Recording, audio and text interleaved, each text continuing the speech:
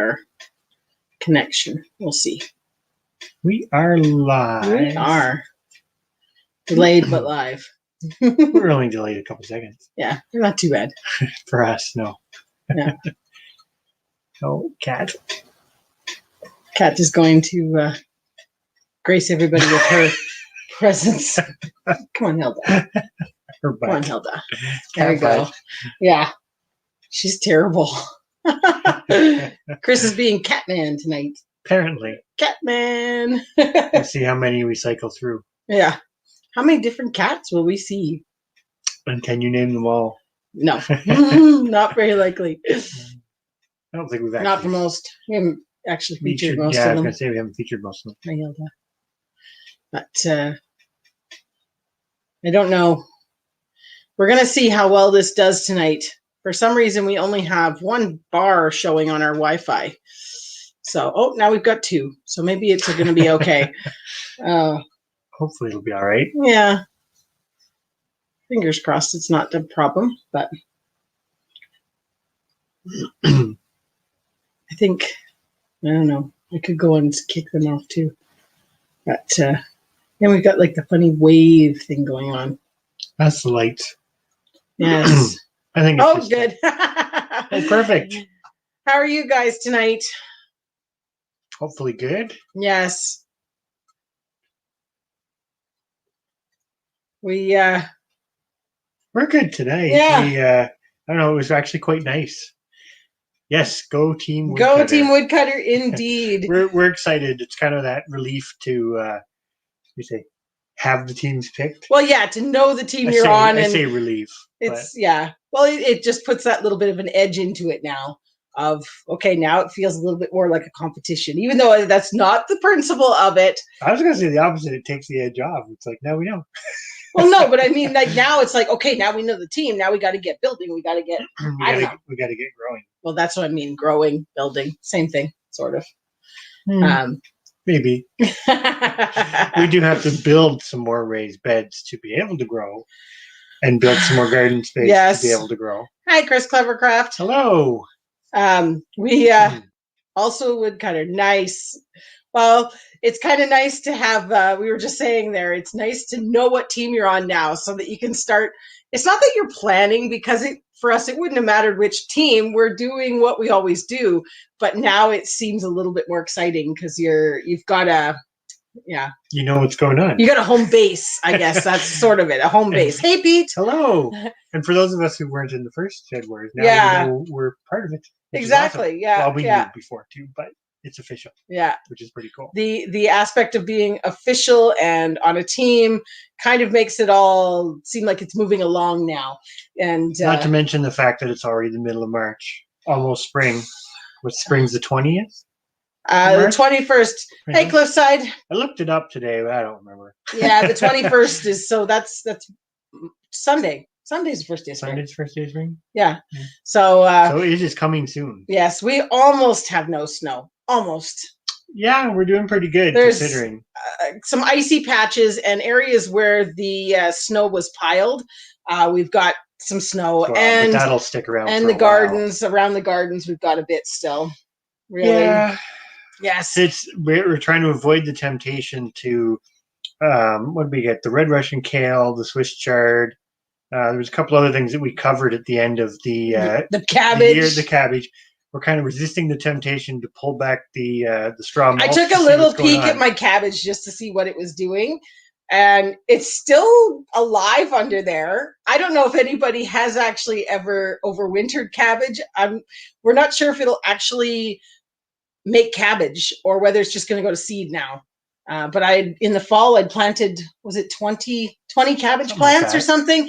And they got to be a plant, but they didn't form a cabbage head yet. So, yeah. We'll see what happens. So, but yes, we're excited for Team Woodcutter.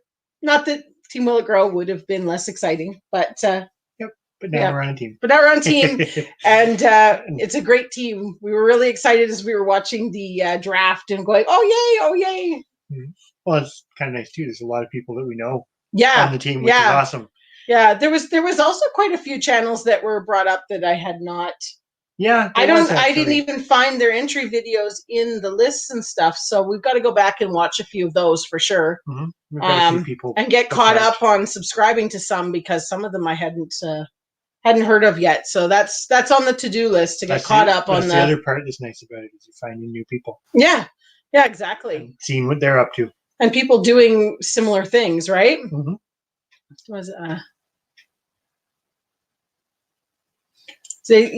Sorry, I'm going back up to Cliffside's one about starting on the equinox. You maybe you already had that one up there, but I thought it was too. But anyways, they changed it to 23rd, or made it, because they were originally doing the draft on the 21st, and then they made the draft earlier. So I think that works perfect. But for us, we're still a little bit behind anyways on being able to really grow. Yeah, we've got a few things started. But, a few things growing, and the person who talked me into ended up on. Well, I guess it happens. Then there'll be friendly competition now. Yes. That's all. So we ended up there ended up on Team Woodcutter, a lot of Canadians on there. Yeah, actually. I think if I remember correctly, it was like 6 or 7 Canadians on there, which is, kind of cool because we're from Canada, but not sure if that was chosen for any particular reason. I don't imagine. No, but just because they're awesome. Yeah, awesome. Still working through the list. Yeah, you guys were writing it down too, as we were writing them all down. And then it got all confusing, and I couldn't figure out who I was writing down and who was on what. So we ended up, having to go back. I think they were going to post a list on the website, though. I think so. We just haven't checked yet. Yeah, we just the excitement of the draft, and then we got busy this week and haven't gone back to actually follow up with it. We're in Ontario. Yeah, so we're not too far from Ontario. Kingston. Yeah, Kingston in Ontario. Cliffside says Wild Edibles is also in Ontario. Yeah, I believe she's 4 hours from us. I don't think she's even that far. No, maybe 3. Yeah, maybe 3. She's on the other team. Oh, okay, yeah. Oh, well. Oh, okay. We'll have to check that out. Ontario's Eastern time zone. So we are... Yeah, Eastern Standard Time. Yeah, we're 8:30 right now. Yep. Or 8:37. Yeah. Well, if you want to get perfectly technical. Get technical about it. I mean... So Colorado would be, what, 3 hours behind us? Because that's... No, 2 hours, right? Is that Mountain Time? I should know. I want to say it's Mountain Time. So that would be, I think. I could be totally wrong.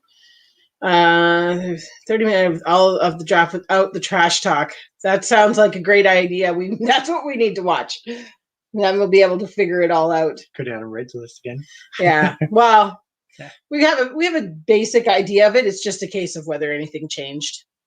But got to get all our teammates all pumped up. Was it ducks in a row? Yes, get all the ducks in a row. Teammates pumped up. Far, far away. I am in South Carolina. Yes, but you're a lot warmer than us.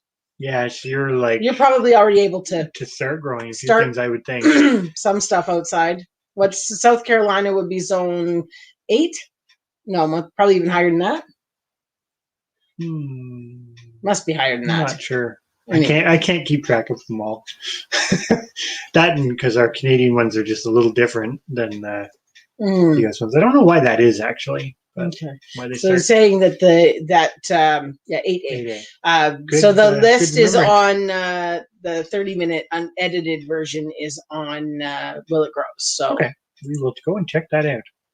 Yeah, Pizza Spy. You can spy all you like. We don't hide anything. I think that's the thing for us. I mean, we're really just doing the same thing we've done for years. So it'll just be really interesting to keep track, because that's something that we've never done. We've never actually kept good track. There was some conversation there about in the chat on the draft day of all the different amounts. Like some people were saying they had gotten over 1,000 pounds, and there was a couple of them actually, I think, that had been over 1,000 pounds. So I'm very curious to see what we produce, because I'm pretty sure I have no idea. It'll be interesting. We've got a little chart, and I want to print off the website the little I think it's a PDF of a tracking chart too, which I think would be handy. So I think we're going to have to do that just to keep track. But plus, it'll be nice for looking, like you say, for other records later. Mm-hmm. Ready to kick Team Willigrove's butt? Yes, we're ready. Sorry, Pete. Yeah, no, that's all right, Pete. You can join our team next time. Oh, no, I have to admit I'm not much of a trash talker, to be honest. But I still think it'll be a lot of fun. I don't mind watching other people trash talk. I'm just not very good at it. I'm too nice and whatever. I can't do it. And if I did, I'd just burst out laughing because it would be like this whole joke. So silly banter. Yeah. So she's got, that's something I mean, we've never, ever tracked it. And I mean, you're not going to try. Like when I go out to pick herbs, I'm not probably going to waste time trying to weigh that. It'd be still interesting. We were trying to figure that out for like just how extreme do you go too? You know, like just how much do you track? How everything? Yeah, I know. Yeah. So it's the kick in the butt to actually keep track. Exactly. Yeah. We've been starting to. We started January 1st because we were trying to get ourselves into the groove. We started actually keeping track of how many eggs we brought in from the chickens. And we'd never done that before. Not for a whole year. No, and it's been just shocking. We're just like, holy cow, they've made a lot of eggs already this year. And they're not even in full swing. No, I know. Well, but then they'll start sitting and having chicks, and then there won't be as many eggs. But 5A, okay, we're 5B, so yeah. We're 5B, but I always almost 6, you said. Yeah, we're kind of on that borderline just because you get the lake effect that comes up the St. Lawrence, and we're not that far from the St. Lawrence, but you don't have to go very far inland. So the map shows us as the 5B, but we're kind of a little bit of a microclimate, which is kind of nice. Well, and then we kind of find that our property even has different. It seems like it's 2 different zones between the front and the back. There's once you go up onto the rock. I'm quite interested in all that little stuff, the little changes. Yeah. But we'll definitely. We don't have the kids tomorrow night. No, we don't. So we'll be able to. Yeah, we will definitely tune into that out. tomorrow. And anybody else who's in here, definitely check out Flavors and Textures on Lala Farms. Oh, we did. What was that? That was a month ago? No, it must have been more than that. It was the beginning of February, I think. Which doesn't seem very long ago. But we went on there, and it was great. I love their... It was fun. Their live... they're kind of an interview, but it's kind of just a... It's like an informal interview. Yeah, definitely worth it. So, yes. It's definitely... So we will definitely be watching tomorrow. Yes. Provided nothing catastrophic happens. Well, what could possibly happen? That's the plan. Best laid plans, and then something happens. The worst bit is that we talk about catastrophic. The one thing that would be the worst crisis is loss of internet. I think anything else you could deal with, but if we didn't have our internet, what would we do? Oh my goodness. We're hoping so. We've got a few little experiments we want to try, and if the big thing will be, this will be the first, like last year we did okay. Like we didn't start filming any YouTube videos to the end. And I don't know, we did pretty good, but after a move, it's like we didn't do as well as we normally do, and we still did really well. So hopefully we can keep everything hopefully we can keep it going. Everything going. Hi, I'm going to say hi to Green Thumb Prepper. I know I talked about your 5A, but I don't know if I said hi. And also hi to Chris Haynes. Thank you guys for coming in. Yeah. But this year I think, it's kind of setting the stage for us because we haven't ever tracked before. So this will give us, we're trying to do it without changing anything that we would normally do. Yeah. And then we do grow a lot of stuff that is considered fodder for animals. So obviously that's going to be taken out. Part of it. And that's kind of, we're only counting the eating eggs. Yeah. Like right now we're just keeping track to see how much did they produce, period. Well, and now we're still eating them all. And we haven't sold anything either. Yeah. So if we do get into selling eggs, we're going to take that off too. But still keep track of like the overall numbers. But I think from a weight perspective, I'm jumping the gun for the next week. But Oh yeah, don't let her choose her thingy. But from a weight perspective, we're just gonna. I think what we're gonna do to keep it simple is just kind of weigh a dozen eggs because our chickens are pretty standard in I size. thought if we just did a few, you weighed a couple dozen and then took an average. That'll give you an idea, and then for the rest of the year we just track it. Track of how many dozen. And, yeah. She's playing with the spinning wheel. Kittens and spinning wheels, they don't mix very well. Yeah, but the eggs are our first stuff that we're going to be, because we use from perspective of using eggs, we go through probably almost 2 to 3 dozen eggs a week for our family of 4. Because we have them. Yeah. If we didn't have them, if we were buying them, we would never use that. But we eat eggs for breakfast 5 days a week almost, and then you add in baking and then making your bread and everything else. Yeah, all that kind of stuff. Yeah, but so same sort of thing though. It's like you say, I've never kept track. I've never even weighed a dozen eggs. Yeah. I know it tells you on a store-bought pack, but I've never weighed a dozen of our eggs. So it's like, even at that, it would be interesting. Yeah. But just interesting things. Yeah. Yeah, I don't think the zones change over time, right? Like I know in the time that I've tracked it, which in the grand scheme of things is not very long, they've changed quite a bit. They update them all the time. So here's something to go by, but they're never perfect. No. This year, lots of bugs already. Already. We're already trying to plan how we're going to keep our biggest one last year was those ridiculous moths. Yeah. And so that's kind of we're already trying to get the mesh and stuff to keep them off. We're going to do of the things. garlic thing again too. Yeah. That It sucks that I think it's the climate. It's the changing in the climate. Like up here, there's more and more problem with different bugs. It's like the ticks. The ticks are already out here, and it just doesn't get cold enough to kill anything off anymore over the winter. You don't get that long stint of no. Oh, you're terrible. She just wants to go on my spinning wheel. She's going to go right back to it. I know. But yes, we don't get the cold weather to kill everything off anymore. And I think that's kind of problematic. But everything changes. Anyway. Yeah, that's a good idea too, weighing what you would get on a normal day. And and just keep tally after that. We just picked a dozen because then once you filled a carton, you've done your dozen. Well, it's like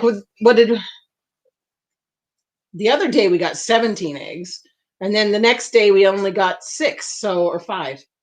So it just seems to kind of vary, at least right now, because it's not when the weather changes, they lay or don't lay and whatnot. So we've got a few that are younger too that are just coming up to start. So they don't always lay perfect, but it'll be fun. And that's only eggs, let alone everything else. So well, so far we have eggs and kale we can weigh. Yeah, our indoor kale is actually doing really well. Yeah, so that'll be good. That'll be our first weigh-in. Yeah, so it'll be fun, and we're still watching the Southern Hemisphere stuff too. I know they're kind of wrapping up. It's been interesting watching some of the cooking ones and what they've been doing with their harvest, which is really nice. Oh, definitely, because and how preserving and all that other stuff that goes along with it. Yeah, exactly. Very close. Oh, is that the like the Japanese beetles, the pretty iridescent ones?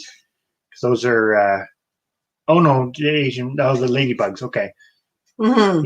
Yeah. Those they're like a mixed blessing because when you've got the aphids, they eat them. But then when you run out of aphids, they eat other stuff. Yeah. Including biting people. Ladybug lookalikes. That's it. Yeah. Yeah. Yeah. We were fortunate in our old house. They used to winter in the attic. Oh. But this house, they don't. So we've had they're here, but there's very few of them compared to. I've only seen maybe 2 or 3, so that's not. I don't know them. I don't know all the native ones super well, but I did find some of the native ones. I want to say, I can't think of the name right now, but there was a couple of them. There was some. Yeah. We had some interesting. I think one of the interesting little insect predators we had in the garden. The bright green ones. The eastern tiger beetle. That was a cool one. So the bright green ones? Yeah, the bright green ones. They're when it gets really hot, they get really active and they are voracious. Yeah. It's a good thing they're not big because they're kind of aptly named. But we had quite a few of them in the gardens. Yeah. There was a lot, but then it's very sandy. Yeah, because they like the sand for their larvae. They're the ones that I think they also call them ant lions, maybe. I have no idea. I've never seen one before. Well, the larvae live in the ground, so it's like a little cone-shaped hole. And when the ants get close, the ants kind of fall down the hole and they grab them. But the adults are big, bright green things. Yeah, and quite pretty and very fast. Mm-hmm. Yeah. So live in a wooden house in the area. Yeah, that would definitely. A lot of people say, like in older houses, that they've got them like crazy. Mm-hmm. That house flies. Yeah. The one thing I would say after going up into our attic a couple days ago, because there's daylight showing in places, maybe that's why they're not up there. They'd freeze. Like the mixed blessing of we're kind of got our house is weird because there's insulation like in the roof. Quite a bit, actually, but then the attic itself is not. Well, the house used to be a 2-story house, and they took off the second story and just dropped the roof down.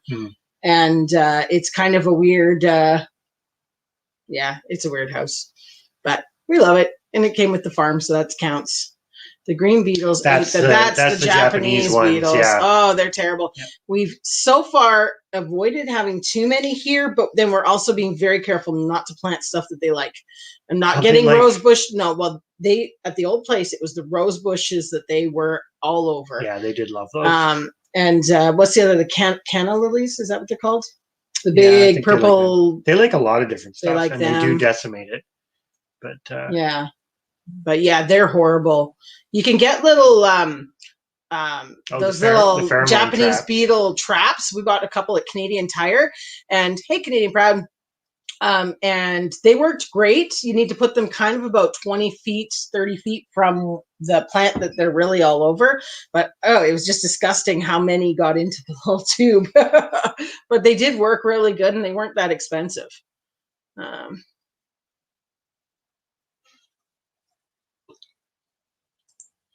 Oh boy, working on raised garden beds and landscaping and stuff. Oh, I wish. Well, we're not quite there. We're not quite there. And then, there just seems, we're hoping this weekend to maybe be able to finish some stuff outside. We really need to finish off in the greenhouse, which actually wouldn't be too hard now. No, that we can do. We need to put our shelves in so that we have space to get some stuff in there. It's certainly nice to be almost to that point of really starting to plan. I mean, we've been really coming down and talking about now what we're going to put in the garden, and even talking about where we're going to put it. We went and checked the potatoes downstairs, and they are sprouting quite nicely. So they're definitely going to be ready. Yeah. Hopefully we'll have a good potato harvest this year. Yeah. That's the plan. Well, yeah, we were planning one of the many plans. We kept quite a few too, because we were a little bit concerned about maybe not being able to get as many seed potatoes and stuff from places. So we kept quite a few of our own, but. Yeah, it's interesting with bugs. I say bugs, insects.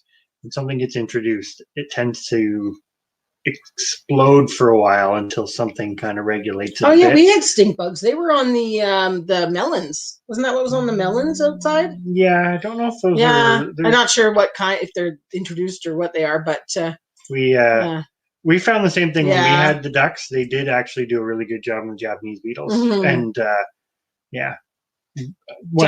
and slugs. They were really good on the slugs too. Yeah. Which was kind of nice. Don't go down that line, though, because he is not getting ducks. Maybe eventually. No. Again, we had not getting ducks again. We had ducks for how many years? 9. 9 years. So, and then it made the switch to geese, and so far the geese are a lot easier. This is supposed to be the year of the cicada. Yeah, is this the year of this? It's the 17-year cicada, isn't it?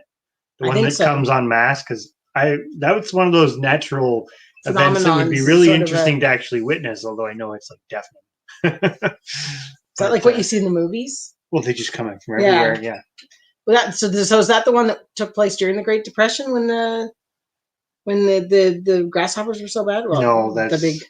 Well, it probably did, but yeah, every 17 years they come. Okay, I'll have to calculate back.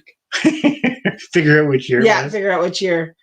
Sorry, go up a little bit further. That was Katy Lake. Yeah. I thought it would probably be. I only saw the bottom of the Manitoba pit. Ours is still frozen too. We could probably start. We've got a couple of raised beds. Hey, Lori. To build, but, hey, Cindy. Sorry. No, you're good. I'm just saying hi to everybody as they come in, as I see them. We don't have our second computer going this time, so if we're behind, I apologize if we've missed anybody yet. That's interesting that the stink bugs make it taste like cilantro. That's kind of what tastes like Toronto? the grapes, the grape harvest. Really? That's interesting. That's just like one of those weird little side effects, I guess. Huh. You should be able to plant potatoes. Potatoes are reasonably cold, well, by annual vegetable standards, reasonably cold hardy. We always wait until I say the full moon in June because then we miss the potato bug infestations. Unless we're planting them in pots. Well, in a small bit, yeah. Yeah, like we might do a few that way in black totes, the big Home Depot black totes, and those ones you can start early. We've got some. I'd actually like to start them downstairs in the grow room, plant them, and then just move them outside as soon as it's warm enough. Because I'd like to have some. We always do potatoes to harvest them in the fall, and then I'm buying potatoes in the summertime for barbecue season and everything else. So we just need to get better at succession planting. Yeah, we're not very good at succession. We're going to be this year. Yes, this is the year. This is the year. And if anybody is listening and cares to remind us of this in 2 months' time, be like, remember, you are going to do better at succession planting because that is one. Team Woodcutter, keep us going. Keep us going. Keep us on track. I'm going to ask, is cicada a brand of cookie or is it actually cookies made out of cicadas? I like Lori's team. It won't grow.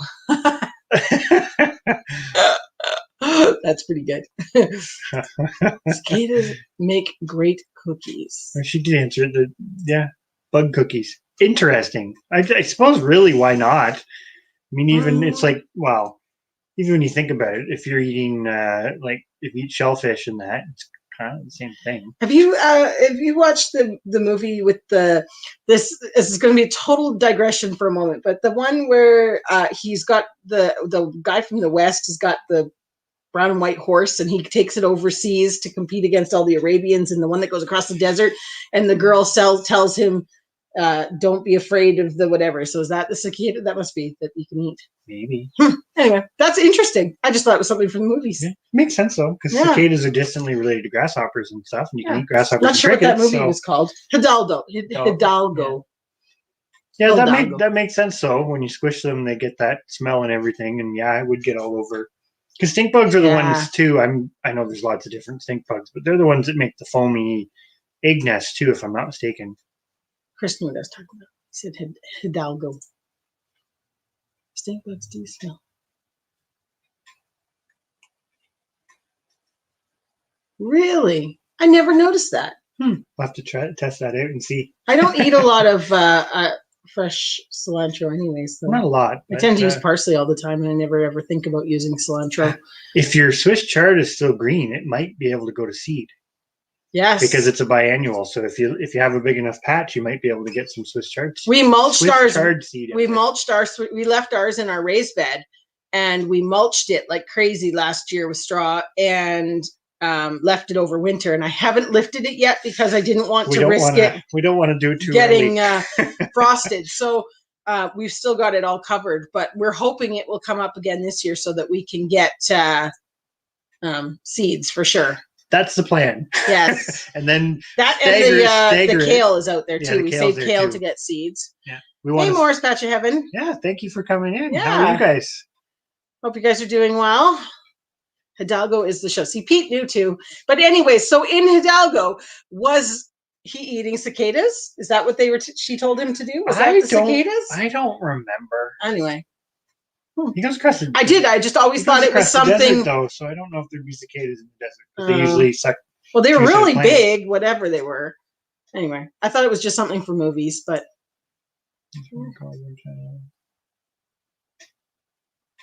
Honestly, I don't like. It's just that getting over the initial whatever. It's like any insect. There probably is absolutely nothing wrong with them. Well, what is it that they eat? Crickets. Ooh, yeah. They fry up crickets. I watch some of the prepper stuff and whatever, and they're like survival food, and I'm just like, I don't know if I could do it. That's really cool. Your stuff, because we've watched a few of the videos you've done on the cuttings for the mulberries. That's something. Once I get the red mulberries going, I really want to do. Yeah. But if I think we can do it. Well, the mulberries and what was the other thing you want? Oh, the elderberries you could do. Oh, sorry, I just kicked the table. Earthquake. Earthquake. Yeah. Yeah. You want to do the elderberries too once we get them and do the cuttings. Hey, Lala, how you doing? Yeah, if you're Swiss chard, if it's because it's just a biannual, so in my understanding, we've never actually done it, so this will be the first year where we try. It's our experiment before doing proper beets because we figured the Swiss chard might be a little easier, but hypothetically, you can get a lot of seeds back from it. So from a few plants. Well, that's the hope, anyways. So. That's the plan. So we'll see how that goes. Yeah, exactly. Same with as you said, with the kale. Even harder time. Oh, it's just cooked in whole. Well, I can make. Well, no, even ground up, I don't think I could do it. I'd be one of those people that would be like, I'll starve. Hey, Recyclable Homestead, I saw you go by as you. Where did it go? There it was. Apologize. The chat does a little bit of a jump every now and then. But yeah, we enjoy the Swiss chard, and we do feed it to the rabbits as well. They really enjoy it. So if we can, hey Thorhaven, if we can get some more of that growing from our own seed, that would be awesome. So fingers crossed it will work, and we've got a bunch more lined up for planting for this year. Thanks for coming in, Pete. Yeah, thank you. We'll talk to you later. Yeah. But well, like I say, it's our experiment for the beets, because try it with the Swiss chard. If it doesn't work, we can figure out why and go from there. Yeah, he's got lots to eat before he catches me back.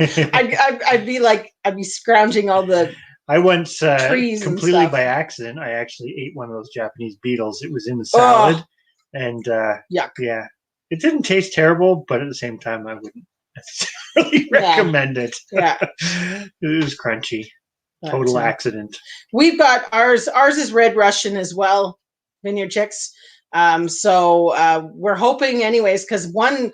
What was it? You get like 1,000 seeds off of each one. You get a lot of seeds. Yeah, so that's the nice part about all the brassica. We said it's kind of nice because if you do it even just every couple years, you keep seeds, you'd have enough, and they do keep for quite a while. So, yeah. Oh, Lori, we have to watch that. I did see your video on that. That's awesome. Yeah. So don't tell us which one. I can't remember if we sent her more than. I don't. I think we only sent the Ireland Creek Annie, didn't we? I think so. I don't think, or did we send the black bean? There was one or the other. I have a feeling. We'll watch the video. Yeah, we'll watch the video. We'll watch it. I did see it last night because we'd just done our single seed one, and I Googled it, and I was like, Lori did a single seed one, so we got to watch that. So, we did the same. Well, we did a weird one because we brought some in the house and replanted them, and actually.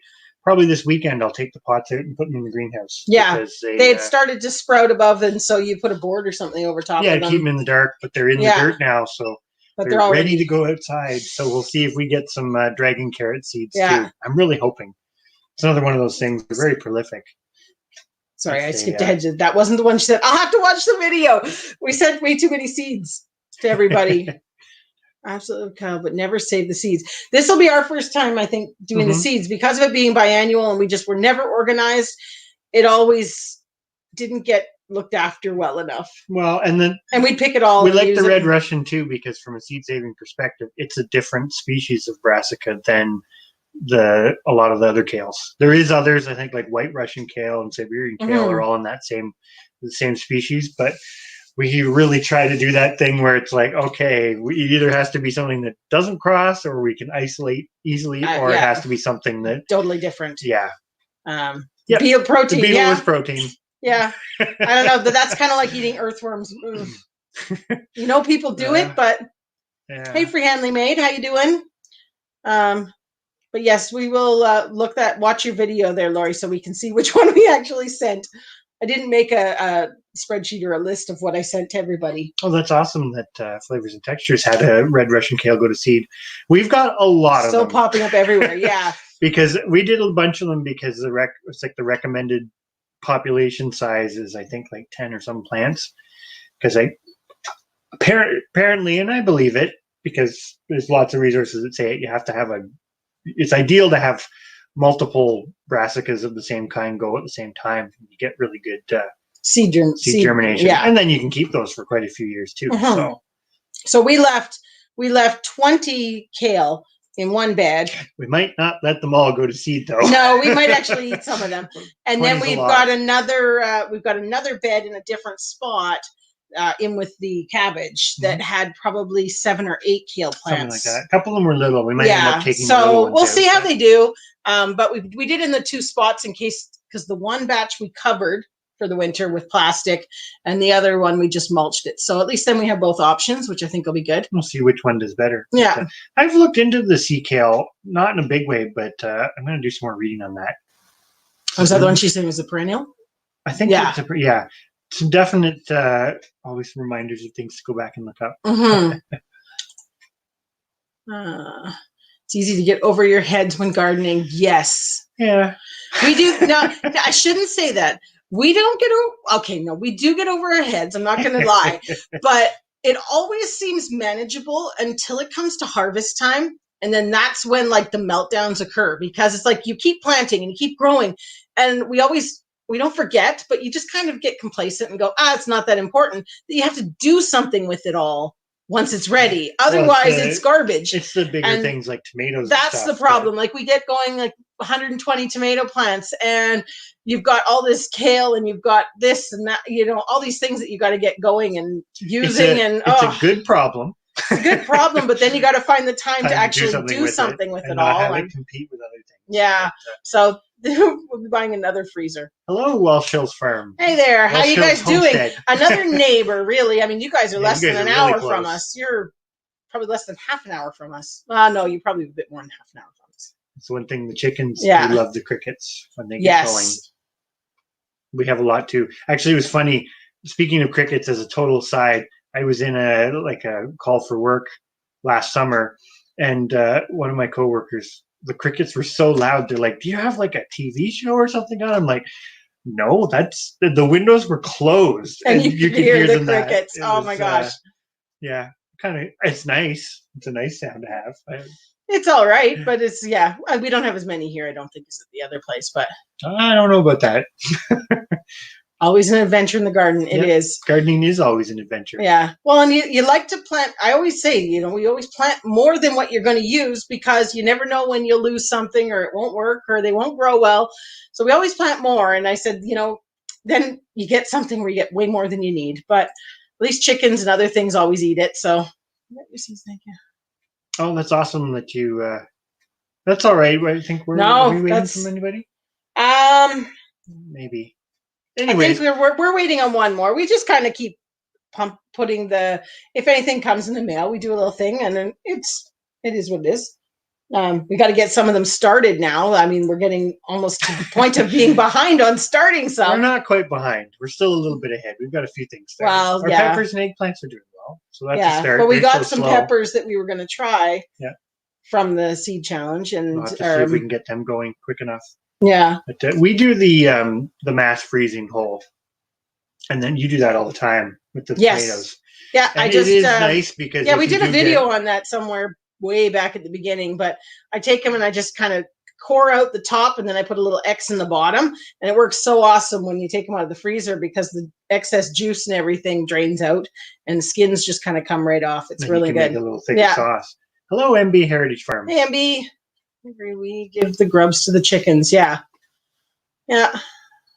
Well, we'll have to do a thing on, speaking of that, and chickens are, we call it Hickorycroft bed for chickens. It's not really, but it's some the rotted big pit, down wood. We've piled our compost pile, a manure pile on top of it, and the chickens will love it all summer long. Yeah, but it's going to be eventually. We don't want the chickens in it because we're going to plant on it. But for right now, they're working it and turning it and doing awesome. So we got another year at least of adding manure to it and letting them work it. But that's awesome to be expanding your garden space.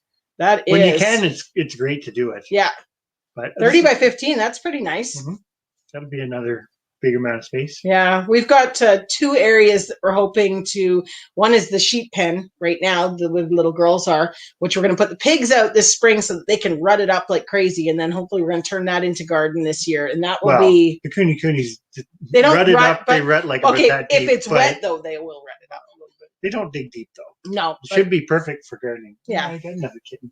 playing with your spinning I wheel. know it's the last one knocked the piece off. Oh. Hey, no, this is not for cats. Yeah, I don't know when we did that video. It was way back. Yeah. But it works well. I think you still got I've quite got a few tomatoes. tons of them in there. Sorry, I'm leaving the Forget how many we've actually got in there, but we still have a lot. But we're trying to like clear out space from things. You've been doing some canning recipes. I've been doing. You did one today. Today I did. We did some pressure canning. My friend Ange and I. We did lamb stew. It was really, really good lamb stew, and it's an interesting one. It's a pickle soup. It's called a soup stew. And it's got, you put pasta in it after. So we just can it with all the stuff in it, but it's got dill pickles in it, which is a great way. It's a great recipe to use up those dill pickles that you've had for a while and they're starting to kind of go soft. And so you keep pushing them to the back of the cupboard because you're like, they're not going to be very nice if I take them out to eat. So we just keep pushing them. But or reusing a canned item. Yes, yeah, reusing, repurposing. Well, and it used up. We used a bunch of canned tomatoes that we put away last year, and then some frozen ones. So it was good. Well, and they work out nice. But you really like it. Well, we like it too, or I like it too. But you like it for the fact that then you've got like a ready-made meal. You can just kind of grab the can and go, as opposed to having to still do that. But. We got all 3 cabins booked this summer. Yeah, you've got a while. Yeah, we don't have any snow. We don't have any snow. Well, ours is pretty much gone, and the birds are coming back. Mm-hmm. We still have a bunch of the northern birds hanging around here, though. They haven't left yet. It was at the pine grosbeaks today, and red crossbills, and common and hoary redpoll. So they haven't gone back up your way yet, but maybe soon. We're starting to get the southern stuff moving in. So southern birds are coming back, and so the northern ones are going to have to leave at some point. Yeah. We can't keep feeding everything. They go through so much food. Oh my goodness! And under the bird, we should do a video on under the bird feeder of how many we feed black oil sunflower seeds. So I'm very curious to see how many sunflowers grow where the bird feeders are this year because I've never seen that many sunflowers on the ground. Sunflower seeds on the ground. Clean it up too. They were big wasters. Lori saw a bee. Nice. Wow. Yeah, but she's practically in summer. Yes, you're practically somewhere. That's true.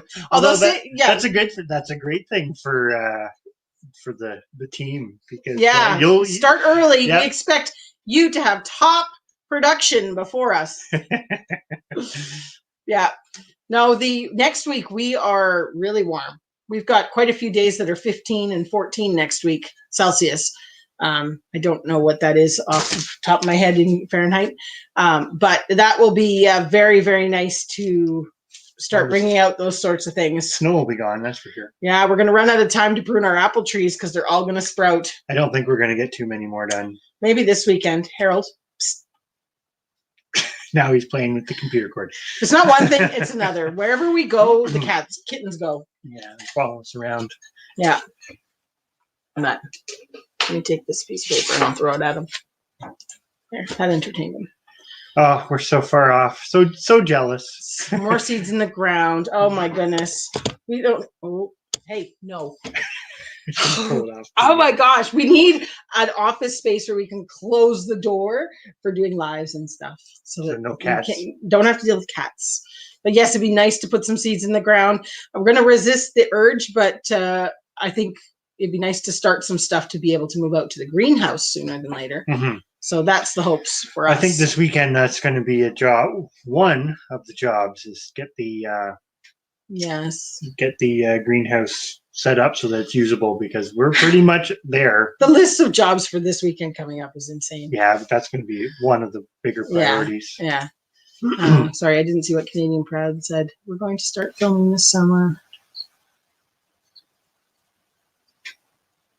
Yeah, be nice to travel, but saying that, who am I kidding? We don't travel because we have way too many animals. So the pelicans already back? Although the pelicans think it is spring. Holy cow! They're quick. Mind you, they take a long time to grow though, so they probably it's like the gulls here. They do. They take a while too, so they're back as soon as they can. Well, but my parents are in Manitoba, and we talked to them last week, and they said you guys have had some really nice weather, so. I could see the confusion. I think on the bird front, I don't know. I don't think it's confusion. They're just trying to get back as quick as they can. Mm-hmm. Holding off to the 23rd. Yeah, hold off and weigh that. Every ounce counts. Yep. It does. It does, exactly. See, that's the fun part. I think it is. And it's not that we're serious about the competition, so to speak. I mean, it's fun to do it and joke about it, but we also are very much looking forward to. Well, but it's that push for everybody, right? Yeah. It's like and that pushing yourself. How it almost is. I think it's going to be a push to get organized. It's like what we were saying about the succession planting. That's something we've always wanted to do and we need to do so that we don't buy groceries, but we've never had the push to actually, get organized and do it. So this will be kind of fun because you've got that push to produce more for the competition, but we also did want to produce more, period, anyways, in that sense of we've always bought lettuce over the summer and things like it's just because we've never been organized. During parts of it. Yeah. So but it'll be interesting. We've got a few little experiments planned. Yeah. We'll see how they go. Radishes and peas in at the end of this week. I was thinking about the peas. Yeah, we're going to actually try, we're a little ways off from doing it outside, but we're going to do a little a pea experiment in our grow room.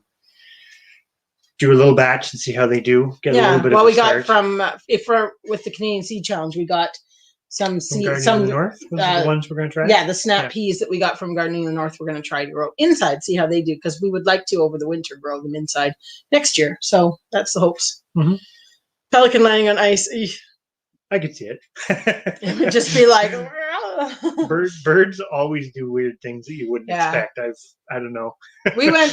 Was that this fall? We went to see the brown pelican that was not too far from here. Yeah, that was kind of a weird one. Yeah, that was a weird one. It was a white pelicans aren't normal here. Never mind a brown one. Oh, they're becoming more normal. But the brown pelican, which if you live on the coast of either coast further south, isn't kind of a no big deal. They're always there. It was one of the hurricane birds that came up in the got brought up in the hurricane. Thanks for popping in there, Canadian Proud. Glad to see you. Yeah, looking forward to hearing about the gardening and how it goes. But yes, definitely can understand that work and then trying to get other things done. The day ends quickly. Mm-hmm. Well, and that's just it too with the daylight savings. Oh, that's really mucked us up this week, the daylight savings. Well, it's good though, because I wish they just wouldn't change it. I just wish it would always just stay this. Don't go to this isn't daylight. This is normal now. This is normal. When they do daylight savings time, I hate that. It's just don't do daylight savings time. Just keep it normal. Like Saskatchewan, they don't, and I think that's smart. What do we got? So go directly to summer this year. Yeah, we were saying that too. Although it often does do that here. We don't seem to see a whole lot of spring. It'll be cool, thread of snow, and then it's plus 30. Yeah, just kind of switch. And dry. You kind of don't have mud season for us. Wet season is in the fall. Spring is just, it usually happens fast. It's a melt. It's wet for tops a week, and then it's hot.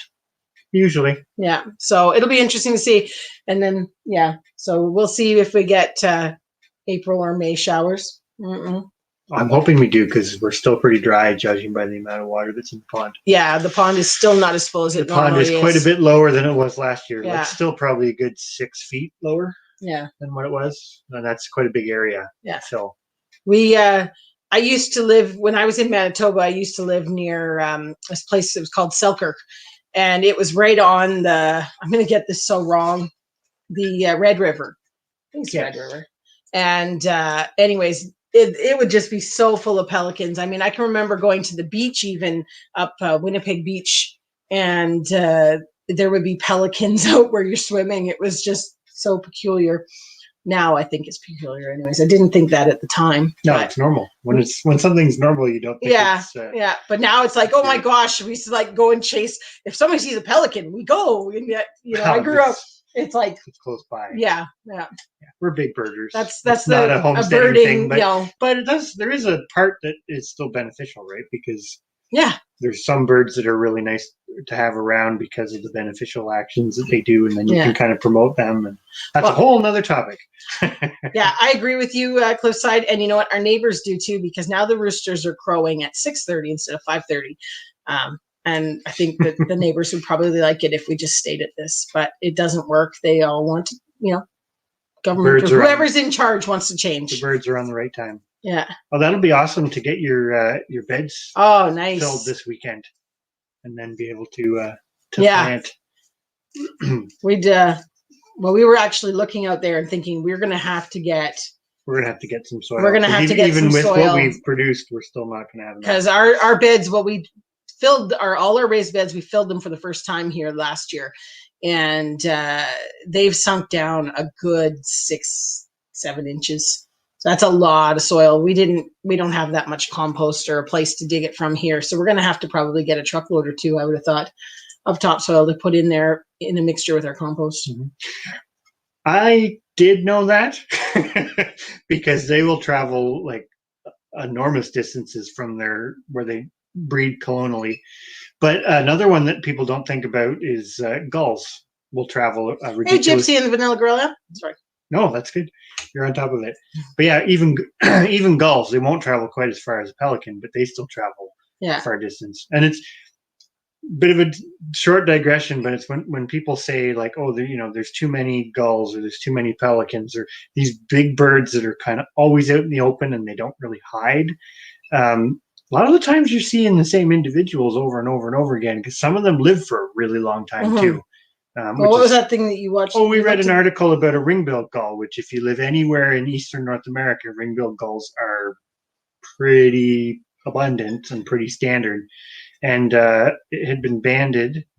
Oh, I forget the year, but it was 23 years old. I thought you said it was 26 years old. Was it?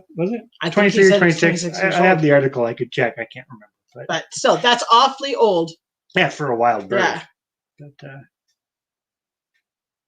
But Lala's got they're talking about his drawing of the garden. That's good. Yeah, we were talking about that with the kids, making one and laminating it. I think would be such a smart idea so that they could then you could make little labels that you can move around. That's what we were thinking. We would draw one up and then laminate it, and then it would be just every year you work from the same, because we're not planning to change our raised bed layouts. Now the tilled garden might be a little bit different, but all the raised beds would be neat to have this little laminated thing that you could move your stickies around to decide where you were planting things. I think would be quite fun, and the kids really like that idea. So we want to start doing something like that anyways, but maybe it'll be a video, who knows.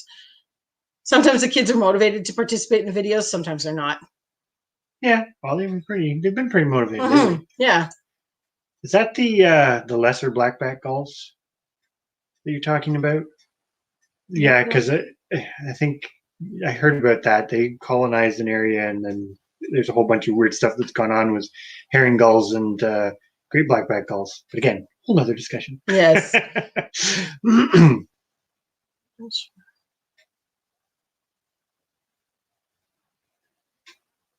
Where's that? I missed something there, but that's okay. Which person? We're trying to keep up with we're trying to keep up. It kind of does these weird jump things. Where and then we have to scroll back to read what's going on. Yeah, it's a great idea to actually sit down and do the drawing. Well, and it's such a great thing to have, because once you've done it, you've done it. So it would kind of be good. I think it'd be a great idea to get that going, and it also helps with planning and organizing. Rather than we tend to go out and just do like the let's put this here. Let's put that there. We just have our bucket of seeds and go, where do you want to plant this? Where do you want to plant that? And it always ends up that you just like spend more time trying to figure out what you're doing, and then try and figure out but that's okay. Oh, he switched to his keyboard. So okay. That's what I was missing what it was about there, Gypsy. That's one thing I don't know how, like, you do it on your phone sometimes, but I don't understand why YouTube doesn't have that you can tag people from your phone. It really drives me bananas. Yeah, it's our kids do that too sometimes. They'll take the camera or take a phone and go out and just film something, and well, that's like the one we put up recently about Alex. She just went and what was the one? We didn't even give her the phone. What's the one that we did? Oh, it was last fall. Alex took my phone. Alex is our daughter. She's 8. She might have only been 7 then. No, she must have been 8. Anyways, we sent her out to get apples in a bucket for the rabbits. Oh, this video. And so that was her chore. And she took my phone. She said she was listening to music, and she ended up doing a video. She was going to do a video about picking the apples for the bunnies. And she did an 18-minute video. And throughout this video, she talked and she wandered and looked around at stuff and gave a tour and ended up picking 7 apples. It was kind of funny. She was supposed to fill the bucket with apples. It was just, anyways, when you say about the kids going around, and it was like, it was cute. We edited it down to, what was it, 6 minutes or something? Like, just kind of gave the gist of it. But it was one of the first ones she'd ever recorded, and it was wobbly and whatever. But it was just too cute about the kids' concept of going out to do a chore. This is what happens if you don't supervise. But yeah, they're quite into it now. I mean, Alex is loving the going on and doing comments, replying to comments and things like that. So if you ever get a weird reply, it could be Alex writing back to you. We do monitor it. We monitor it a bit, yeah. But eventually she'll be our secretary. Eventually. Oh. It doesn't sound like too bad of a day to be able to go out and work on some stuff. That's actually something we need to do, is clean out our gutters on our house, because we've got one. There's plants growing in them. There's plants. It's been like that since it was before. Well, yeah, it was like that when we moved in. We need to kind of replace stuff. We were saying that this year because with the pond being low, we really need to get east troughing on the truck, on the barn, and get storing collecting the water. And we even have east troughing, so that's a big project that we need to do, because we have one 250-gallon one of those white feed livestock tank type things, which we'd like to put off the barn to collect water. But I think it'd be beneficial to collect more than just off that. We've got a few barrels and stuff. So that's definitely on the to-do list. But, hello, Celtic Roots Farm. Oh, hi there. Sorry, we are getting down the. Chris is scrolling ahead. Yes, but you did a big jump there again. Yeah, but we definitely have to get that sorted out with the water collection, because that's something where, last year the pond went really low. And this year, there's not as much water in it as there was in the spring. So of last year, we'll see. There's what down there. It's a weird one, because the one part of it is an old house that they cut the top. We should do a video just on the weirdness of our house. Well, it's not that weird, but it's not. Yeah, it's essentially It was an old 2-story farmhouse, and they took the top floor off of it and put the roof down. Yeah, and it's weird because when you go down into the basement, they actually widened the house. They cut all the. But they didn't widen it by much. No, it's just the weirdest. Like, what was the point of it, really? Unless the foundation was already here and they had to fit it. I don't know. But anyway, so that's an old farmhouse. They dropped the roof down. But it's kind of nice because when you go up into the attic, which is only a little crawl space, but it has a proper hardwood floor and everything. So it's really nice for storage and things. Yeah. But that's why it's got so much insulation, because they packed underneath the floor when they did it. So it's actually pretty good. And then they added onto it after that with another another house? Probably, it's almost like they attached a second house to it at a little bit lower level. So you go down a couple stairs. When we talked to them, it was supposedly a separate house that they brought on. Yeah, they had attached it to the side of the, because they used to have it as a separate unit and rented it or something. And it doesn't have a basement. No. It's just on grade. So see, it's kind of interesting. They're painting and drywall up tomorrow. See, you can see, I don't know if you can see behind us, this is drywall with one layer of mudding on it. And I need to take everything out of here and start sanding. And we keep procrastinating and saying, oh, it's not warm enough yet. Well, it's not warm enough. Recently, it hasn't been warm but enough. That's a big project that I need to get to this summer, is finishing this area, which is our studio and kind of a rec room type space. Basically, we need storage. Yeah. We've downsized, well, you wouldn't know it, but we've downsized a lot of stuff. And we're kind of to that point where we really need to figure out the storage. But to do that and put up shelving and all that stuff, we would like to finish the one part Chris of the Dixon. house. So yeah, well, it'd be nice to get some stuff finished another project. and done. And another project. Yeah, we just kind of keep moving things around right now, and it's a little bit frustrating. So it'd be nice, especially my little like quilting craft studio would be really nice to get set up and organized, because that's the one that I've amassed a lot of stuff, and it's still in boxes, and every time I need to get something, I have to go through the box and find it, or move and then the box. move the box to somewhere else so that we could use that space or whatever. So I don't, maybe. I'm not really sure the history on this, because they did that like 20 years people, ago. Yeah, the people that owned it they were big into the reclamation. Yeah, like it's really neat because the house is all old trim. That the big fancy stuff with the big wooden circles, and I don't think it came that way. They found it as they did it, and they like old tiles, and the floors are all different in every room because they're bits of reclaimed, like one part of the house looks like an old gym floor, with the real smaller hardwood floor, and then you got another bit that's wide maple planks, and then you've got another bit that's old, I don't even know what kind of pine, probably. But anyways, it's kind of interesting, but there's definitely some stuff we need to work on in it, but we tend to focus on the outside stuff first, which on the widening, you can see it if you go into the basement and look up. You can see the section that they added. Yeah, and underneath. Yeah, they actually all the there's joists. Are they joists? No, that's a roof. Floor joists. Yeah. So you got your main center beam, and then what they did was they actually cut all the.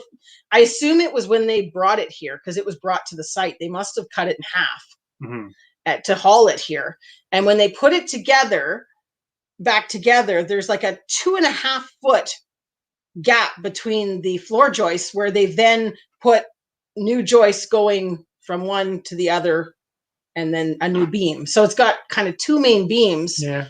And then this gap in the middle where it's kind of one of those things. I get why they had to cut it in half, but then I don't really know why they didn't put it back together. So anyway, it works. It's got character. It's not going to fall down. It's one of those creaky floor type, you walk and it creaks. You definitely can't sneak up on anyone. Hi, Simply Jan. Hello.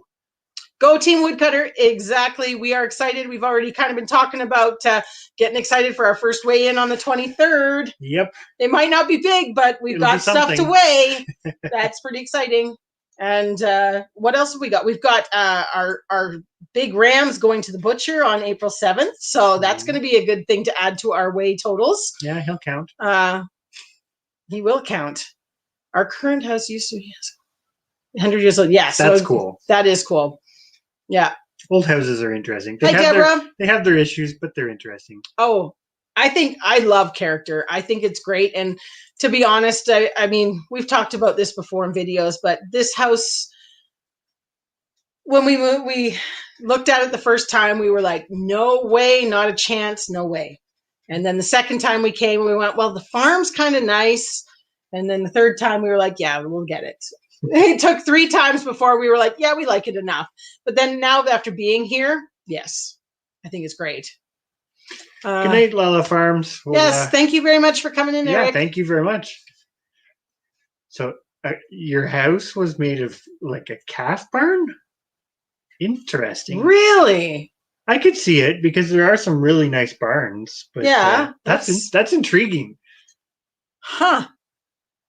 You are right, though. You never know. No. Yeah, that's kind of interesting. Thank you very much for popping in, Deborah. I know you haven't left yet, but I'm just saying we appreciate it. Even if it's only for a little bit, we definitely appreciate it. Mm-hmm. That's one thing around here. Our barn isn't, but it's like the barns around here. Sometimes they've got, 100, 150-year-old timbers that they've used. And some of the trees are impressive. Yeah. That they used for and the fact that they built that when their technology was not what it is now is really amazing. Well, I mean, it almost lasts better as long as it doesn't have the dry rot or anything in it. It's usually still pretty good. Gypsy Vanilla. Our poor rooster. Was it his day? I might have missed something. We might have missed something. Tell us if that's a video we need to go watch. Was it his day to, he had a bad day?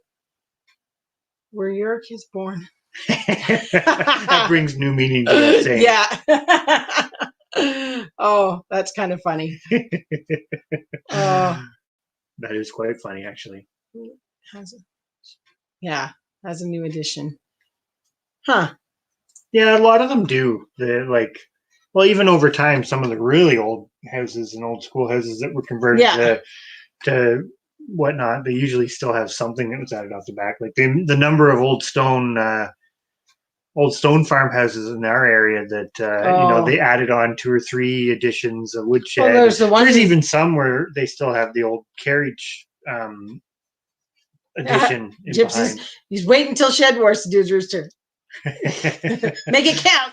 Gotta make everything count. Yeah.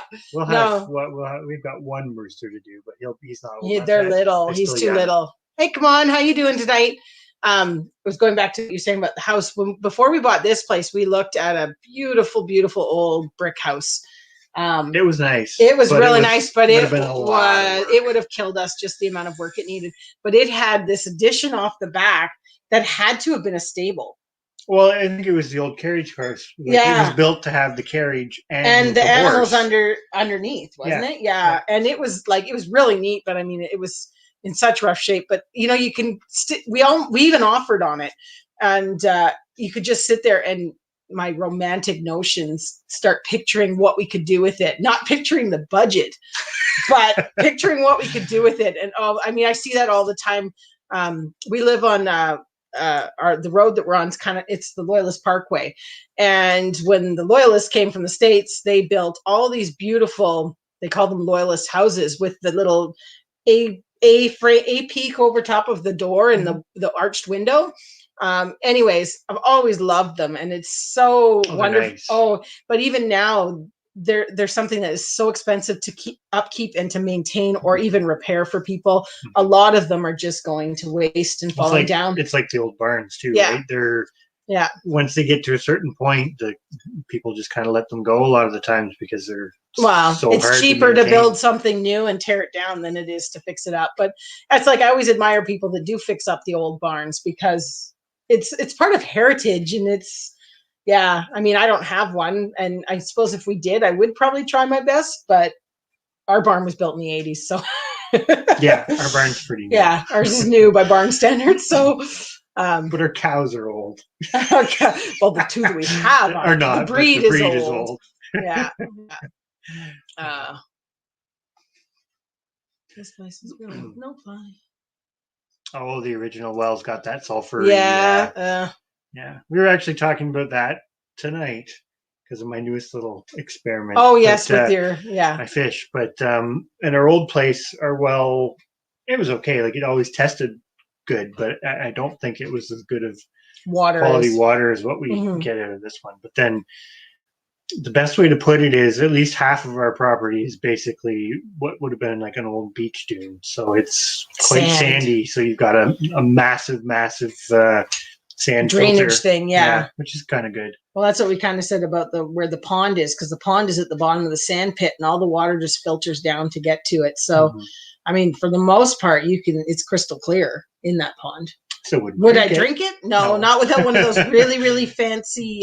That's something we actually should get. Filter things. Some of those, because there's, coming from the prepper side of things, there is filters and stuff you can get to be able to. Yeah. It'd be nice to have it just because. Well, just because you never know, and the pond does always have water. And we're not letting the livestock into the pond. We're keeping them away from it so that it doesn't get all mucked up. Yes. No ducks.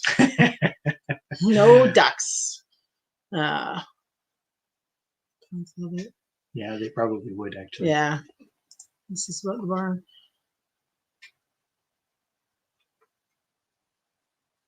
Oh, in piles now and in a rocking chair.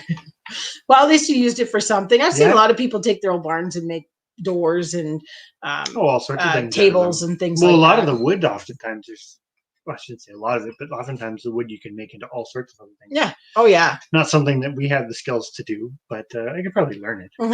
You can learn anything. Yeah.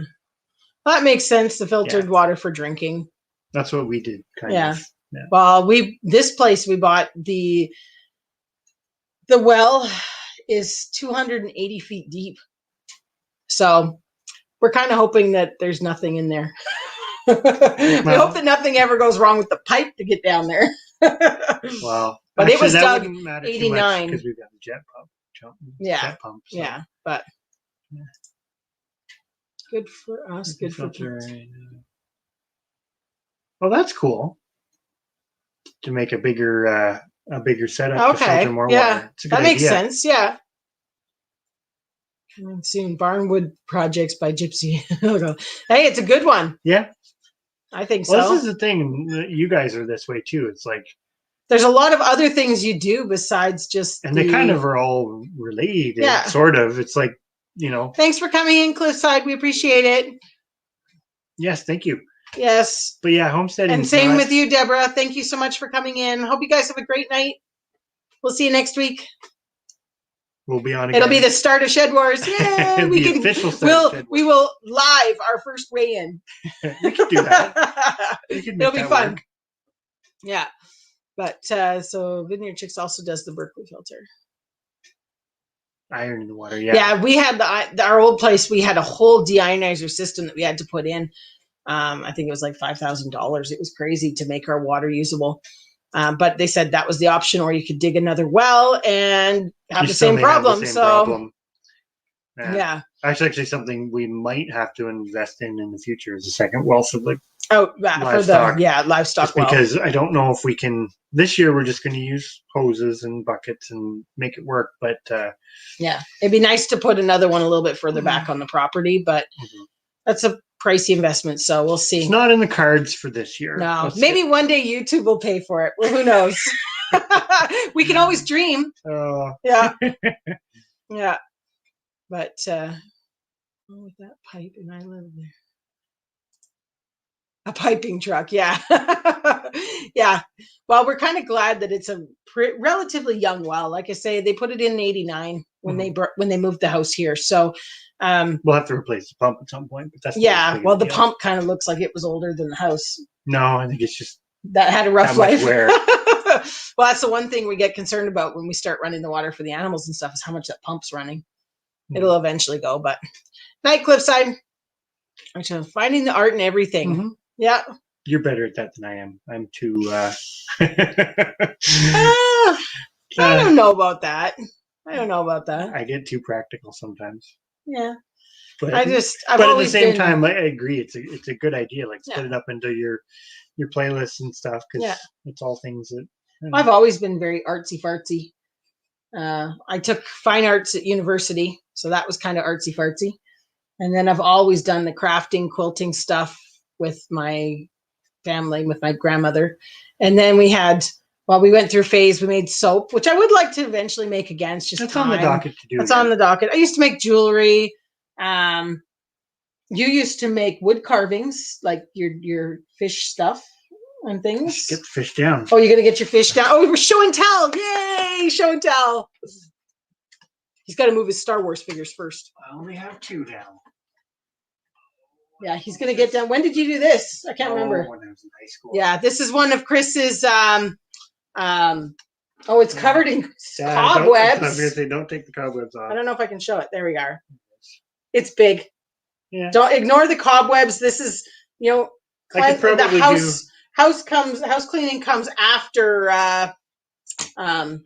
everything else. Oh, it's just because it's near the fire, the wood. Well, yeah, it's right by the wood stove on the shelf too. But I should get back into it. Curtain the fish was kind of fun. Yeah.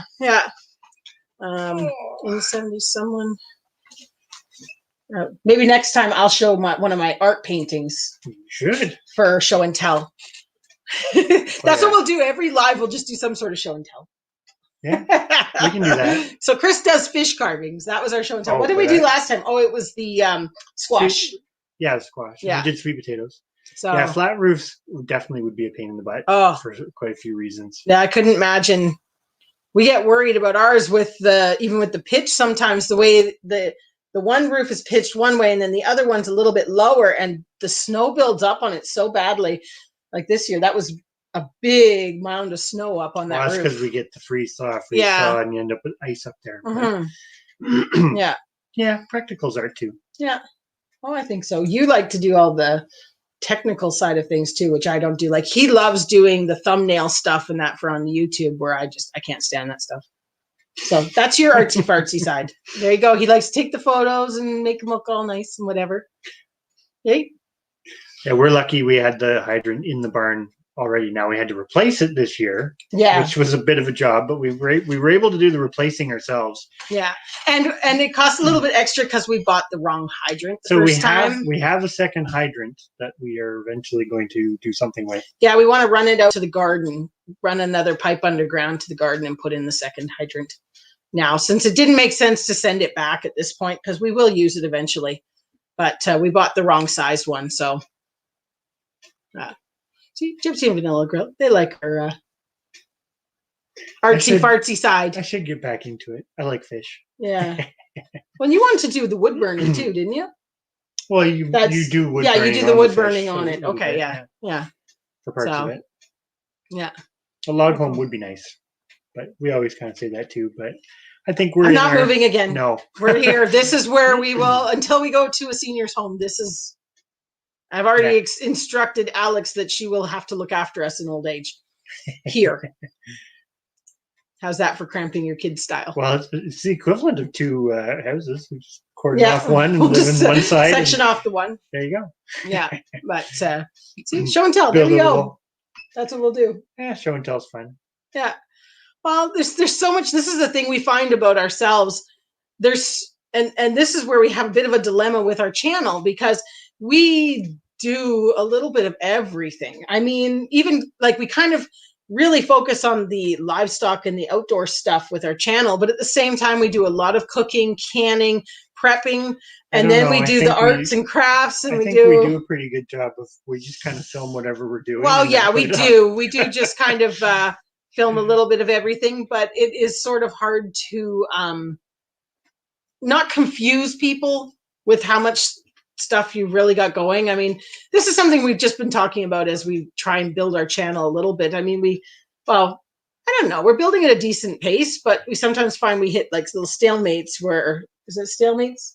Where, you just, the subscribers seem to go down, or and it is what it is. It's not a bad thing. It's just, it's building at a nice steady pace, but we just wonder if we confuse people with how many things we do and how to show it all in a good way. It's just time. It's the playlist thing. Keep it all well organized. Yeah, exactly. And just show whatever we do.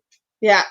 Well, that's just it. We basically just kind of film whatever happens during the day. Pretty much. Yeah. And it works so far, And so far, and I'm going to knock on wood, we haven't had really too much bad stuff to film. No. Well, we didn't film the horse thing, but that was at nighttime, and it was happened so real quick. panic. But it was just kind of okay. We're just gonna deal with it. Yeah, but we'll see. Maybe there'll be excitement with lambing. Our lambing is so late, though. By the time our sheep lamb, they'll be out in pasture, and they do it all. We find we just wake up in the morning and they're there. Often, yeah. They're pretty secretive about it. Pretty good. Well, we've got the piglets coming at some point. Yeah, that's going to be interesting, because we've with the Kuni pigs, we've got the three of them. So we have two sisters, and obviously they're the same age, and then we have the boar, and they take a long time to mature. So we've kind of just kept them together, which is something you can do with that breed, which is really nice. But downfall is we don't know when they were bred. Well, and I've read from other people. Thanks for popping in, Chris. That it's even if you put them in together, sometimes you never see it really happen. They're not aggressive breeders, so now we're kind of guessing. But yeah, we noticed our one sow Ginger there. She's been acting a little bit weird the last few days. She doesn't look, if she's bred, she's not due anytime soon, but we wonder if she's starting to feel it maybe, and that's why she's acting a little bit weird. But where did we get our Kunis? We got them down southern Ontario. Yeah, they came from we actually contacted what's the big one in BBS, Manitoba and Hay River? No, BBS Ranch. Yeah, BBS Ranch, about potentially bringing in another trio once we got this trio, we got them at a really great price, and we want to see how it goes. We want to make sure that it's something we really want to get into and something we can manage. So far it is. Yeah. Like the only thing that concerns us a little bit is kind of in the talk that we did about the butchering and the butcher costs and that sort of thing. I don't know if it's at all feasible to sell meat from them because they don't fit that conventional package very well.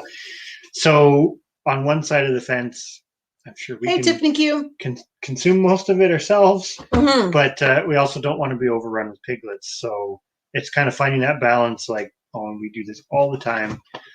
How many animals do you need to produce what you need to use yourself, but also keep it going? And so we're kind of figuring out what that balance is going to look like with the pigs, and we just kind of have to ride it through the first bit. Because we don't have any concept of, like, we thought we'd breed them twice a year, but then raising them out for a full year to be at butcher weight might be a little much. So I don't know. We'll have to see. Yes, everybody definitely head over and get in there for the Polyface Design book. This cat is at my thing again. No. Yes, so definitely everybody as the cat is being taken off the spinning wheel. Okay. But thanks for coming in. Come on. Have a great night. No. Cats. There we are. It's up there now. Are you meaning for the pigs? To be honest, I don't know if we. I want to know how Katie won 2. Huh. She won 2 Coonies from BBS. Oh, wow. Yeah, how did that happen? Because I'd like to know. Awesome. Well, maybe we'll have to talk to you in the near future. Oh, yeah, maybe Katie has Coonies that she can ship to us. We'll ship you some. And we'll trade. And all it'll be is shipping cost. To be honest, that's one thing about them. Like, they're a breed that really fits that small holder type scenario, and I understand why the prices are the way they are. Have a good night. Oh, he thought we were finishing. No, we're not. We're just trying to say goodbye to people. I was about to say goodbye to you, and then I read further. But anyway, sorry. Go ahead about the winning the Coonies. Oh, well, I think, like you mentioned, the trading thing. Yeah. Like, that is something that, I mean, we did it with the chickens. We've done it with other stuff in the past, but I'm kind of losing my thought. Well, no, it was just that as you build connections, sometimes it's better to just do a trade than it is to have to buy them and constantly have to find them. Well, and it benefits the breed too, right? Because you're working with people that are, that's the hardest part with a lot of the livestock that works best on a small scale is finding people who actually do it well and making those connections to keep the breed going, because you kind of need to do that. But we don't sell really anything at auction. Never done it. Well, I've sold birds at auctions. I'm not gonna say I've had bad experiences, but it kind of works out by the time you pay your auction fee and all this other stuff. It would have been better just to eat them. So that's kind of what we do, and we try to model everything a bit more that way. So then it becomes that balance of how many do you need.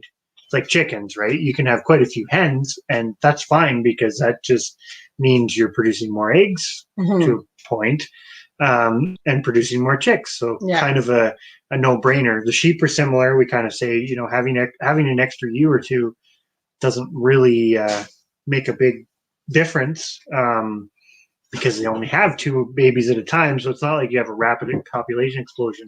But with the Coonies having litters, it's kind of like the rabbits. It's like, well, you kind of a gamble. You could get 6, you could get 12. Like, that's a big kind of issue for us, is if we've got to raise them out for X length of time. Now, you could sell the weaners, you could do a lot of things, but it's Coonies here are very expensive. So basically, what a Cooney is, they're a small breed from New Zealand originally. They've got quite a long history behind them. I won't do it justice. What's the shed wars? The Kawaka Valley in New Zealand. She has some great Cooney videos. She's been raising them because we watched her videos before we even got ours. Well, we watched them before we even got on YouTube. Yeah. Well, no, but I just meant we got ours last year. So, and we watched hers before, and it's a small pig. They're basically Idaho pasture pigs were kind of a cross of them with something else, right? So Idaho pasture pigs are a big one that's big in America. Those are the ones we can't get here. Coonies are still big too, but basically they're a grazing pig. And although at the end of the day, having had big pigs, they're still a pig. They definitely are more grazer than any pig I've ever kept. And I've had Tamworths and Berkshires and been around some of the big white type pigs in that too. Yeah. And yeah, they're different. And they work really well for the smaller scale stuff. I'm very curious for Katie to tell us what it tastes like. Yes. And if they get bacon, because that was a big thing. We were like humming and hawing because there was real mixed reviews about bacon off of them and what it was like. And that was my thing. I could do without any pork, but I can't do without bacon. And since we want to try and raise everything that we eat, pigs were not an option to not have because I'm not going without bacon. I think that's that wouldn't have chicken. Yeah, chicken. We kind of do bounce around a bit, so that's completely understandable. Yeah. Okay, so 2.5-year-old, 150 pounds, hanging weight. That's pretty big. Well, see, and this is where we were kind of talking about just the other night in our plan, because we've got the trio that we have now. And we'd like this is our hypothetical plan right now. Yeah, maybe I shouldn't. Are we going to do a video? Well, you know what? You guys will just have the heads up before we do the video. You won't have to watch the video on it. But anyways, we want to get another trio this year and then another trio the following year so that we've got that thing. And then the oldest trio gets bumped off because they're going to be a nice size for butchering. So I'm very curious, since you did butcher a 2.5-year-old one, as to what the meat is like, because that's what we're not sure on. Well, and the other big thing about why we want to try to do that kind of succession of, you keep them for 2 or 3 years, is because if you keep any replacements from them, ideally we'd like to keep sows so that we eventually get to the point you don't have to buy new sows. And you can just buy the boar. You keep from the same line. So like right now we have 2 sisters. So eventually, probably in their first 2 litters or whatever, we'll keep a girl from each of them, or however it works. If there's a lot of factors there, but so that they're going to be pretty much that whole year before they would produce as well. So by the time, eventually it'd be nice to get into a bit of a cycle where you're kind of, rather than succession pig farming, kind of, so that you can keep it small enough that it's still manageable. Because I think, we find this with the rabbits, and of course the rabbits are a quick turnaround, but you can get overwhelmed when you start going, well, this one's really good and that one's really good, and you have to pick the better one. So if the offspring's better than the parents, it sounds really bad, but it's kind of a reality. If the doe you keep is better than her mom for whatever reason, then it's kind of like, all right, it's time to move her on, and that's how it works, right? Yeah. So we're trying to figure that out with the pigs, given that you do have that little bit of a longer time to get them to maturity. But they are Gypsy and Vanilla Girl. They are the perfect size. The one thing for us that we went into them with was we wanted to be able to process it ourselves without it being a huge hassle. Like we did the Berkshire pigs, and they were 400 and what? They ended up hanging weight 400 pounds, but we ended up with them for 2 months longer. Yeah, we ended up having them for 8 months because of the butcher problems. Well, and the other thing is, this is me more than you, because I'm really big on it. I like the idea of when you're keeping animals, you're keeping a little bit of a population to keep it going. So with the bigger pigs, like I had Tamworths, which are another excellent, they're an excellent heritage breed, but they're a big pig, and they eat a lot. It wasn't economical on the scale of farming that we were to keep breeders. And the number of people in Canada breeding them just keeps dwindling and dwindling and dwindling for that very reason, which is no fault of the pig.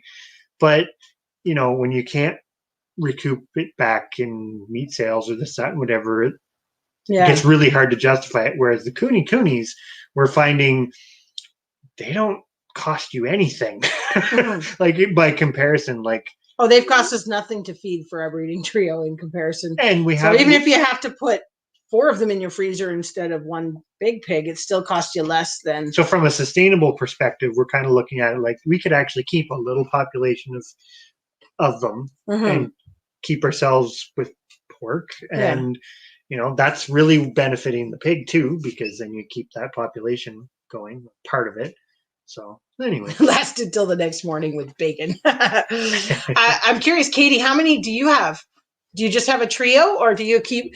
We're trying to figure. Well, it's all stuff that we're learning with the pigs, definitely, because that's something that's very new livestock for us. So the same with the cows; it's all very new. Other stuff we've had for a while now, but the pigs and the cows are new to us since moving here.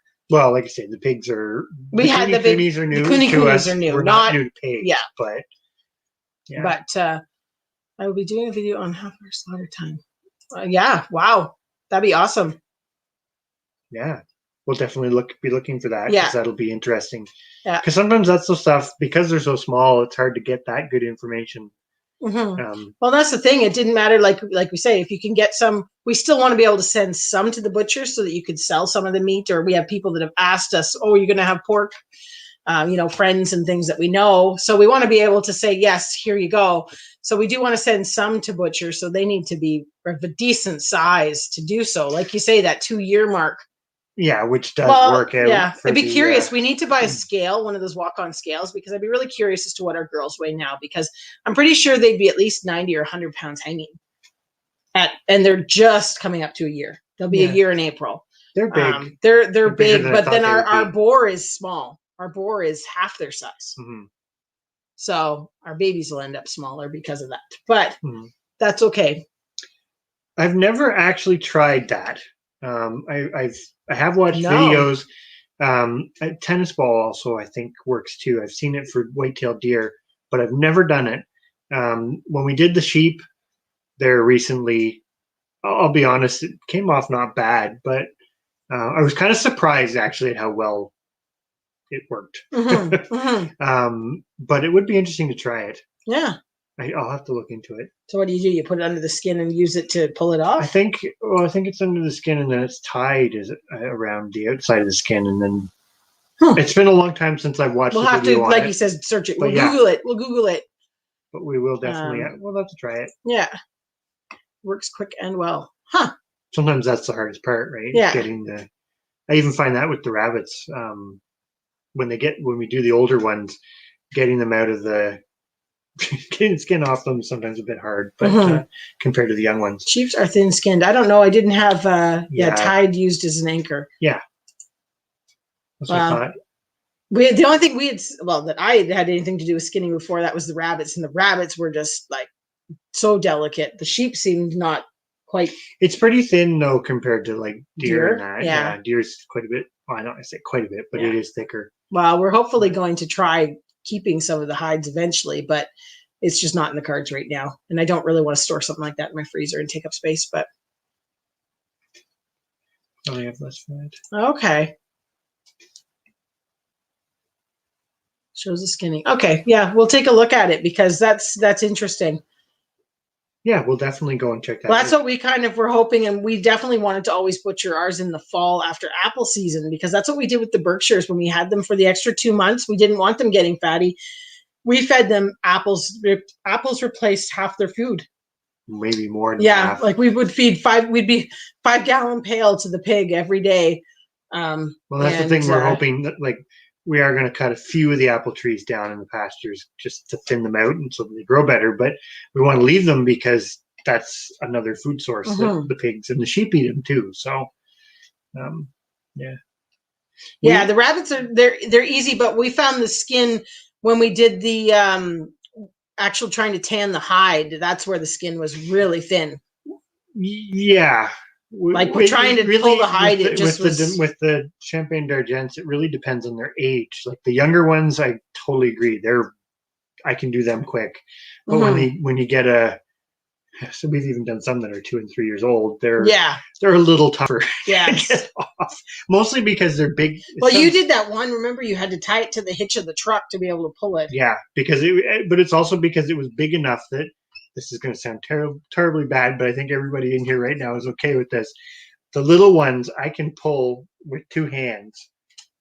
With 2 hands, and you pull. So you have a hold of the legs and you pull the skin off. But on the older ones, they're big enough rabbit. I can't. My arms don't spread far enough to do it. So we need to get the hook thing for that. But. Apple would be tasty, yes.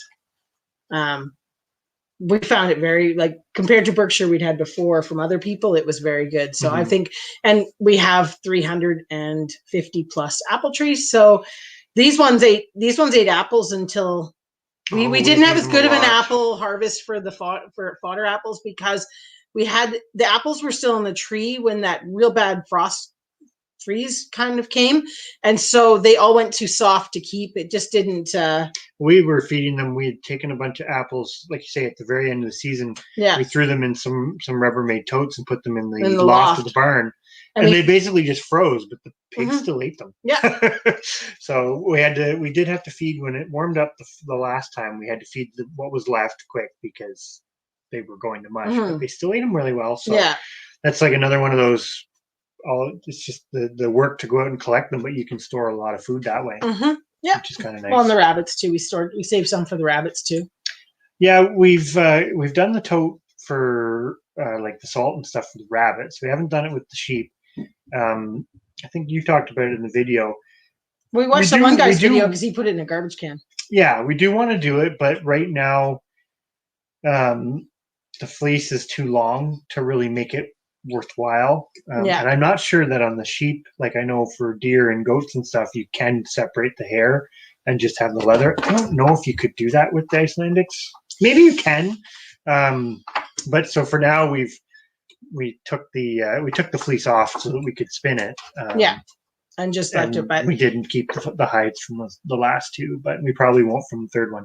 But in the future, if we kind of do it's like the ones that I sheared late last year. Like I sheared a couple of them that was in end of October or middle of October. That was probably a little too late. But their fur, fleece, hair would have been awesome for making rugs because it's only about 3.5 inches long, so you could actually brush it. Where the ones that we're butchering now, their hair is 8 to 10 inches long, and so it's just too long to actually. I don't even know how you'd clean it and not have it become a matted mess. But we would like to eventually do some of the sheepskin, like seat cushions and things like that. I think would be fun. That's what we've got to do is make some kind of a hook in the. For the rabbits, just to make it easier. But it'll be really nice to set up a little butchering area. Baler twine does work. Well, we're gonna something we're gonna work on. A building. It'd be nice to build because we just do it in the woodshed, which is fine. But it'd be nice to have a building that kind of a little 10 by 10 or whatever that kind of no matter what the weather was like, you could still do it and not have to do it in the house for all of it. Yeah. But to be honest, I've never actually eaten wild rabbit. Part of it. We have them. Actually, we have more here than we've ever had, but they're not overly not overly abundant. If you go into town, they're really common, like in Kingston or Toronto or some of the cities. But in the country, they're there, but it's hardly worth trying for them here. So I've just never, get drunk cider at some point, but so the hook's a good idea. We've got some ideas. We just have never actually got that far. I hope you guys have a good night, though. Thank you for coming in, guys. That was awesome. Thank you to everybody for coming in. Yeah, we're probably going to wrap it up here, actually. We're just after 10 o'clock, so it's about time for us as well. Yeah, it's time to go to bed and go to work. Getting the kids up for school comes early in the morning. Seems like sometimes. But, and we got to still watch a few videos yet. Yes, so we got our mental list of videos we got to go watch.